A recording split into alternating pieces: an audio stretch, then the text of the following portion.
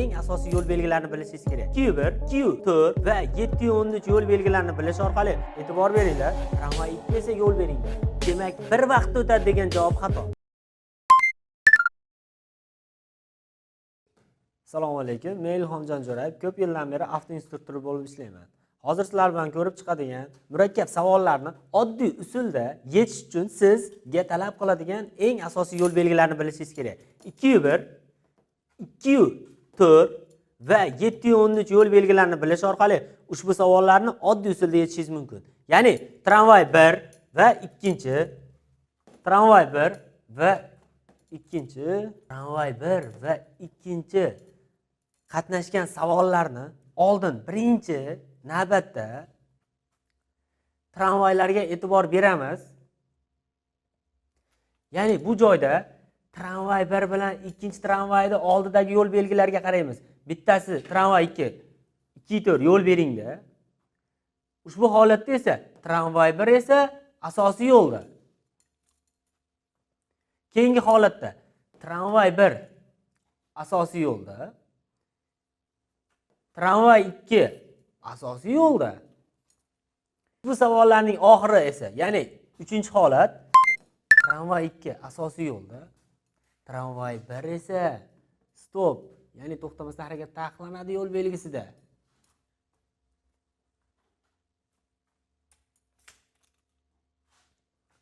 Ushbu savollarning eng asosiy mazmuniga qaytamiz. Ushbu savollarda eng asosiy joyda tramvay 1 va 2 birinchi o'tadi degan joyni ushlab olsak bo'ldi. Tramvay 1 asosiy yo'lda, tramvay 2 esa yo'l beringlar. Demak, bir vaqtda o'tadi degan javob xato. E'tibor beringlar. Bu savolimizda esa transport vositalari chorraha qay tartibda o'tadi? Tramvay 2 asosiy yo'lda, tramvay 1 esa yo'l beringda turibdi. Ya'ni tramvay 2 bir vaqtda o'tadigan degan javobimiz tramvay 2 ayni vaqtda, tramvay 1 bir vaqtda degan javobimiz xato. To'g'ri javob F2. Uchinchi savolimiz esa transport vositalari chorraha quyidagi tartibda kesib o'tadi. Ya'ni tramvay 1 va tramvay 2 ni ko'ramiz. Ikkalasi ham asosiy yo'lda. Demak, tramvay 1 ayni vaqtda tramvay 2 bilan bir vaqtda o'tadi degan javobimiz to'g'ri chiqadi. Ya'ni F2 to'g'ri chiqadi. Ushbu videoning eng asosiy joyi, ya'ni oddiy izoh. Tramvay 1 va 2 oldidagi belgiga qaraymiz. Ya'ni tramvay 1 bilan tramvay 2 ni oldidagi belgiga qaraymiz. Agar ikkalasi ham asosiy yo'lda turgan bo'lsa, ayni vaqtda birga o'tadi. Agar bitta tramvay asosiy yo'lda, ikkinchi tramvay yo'l beringda bo'lsa, bular birinma-ketinlikda o'tadi.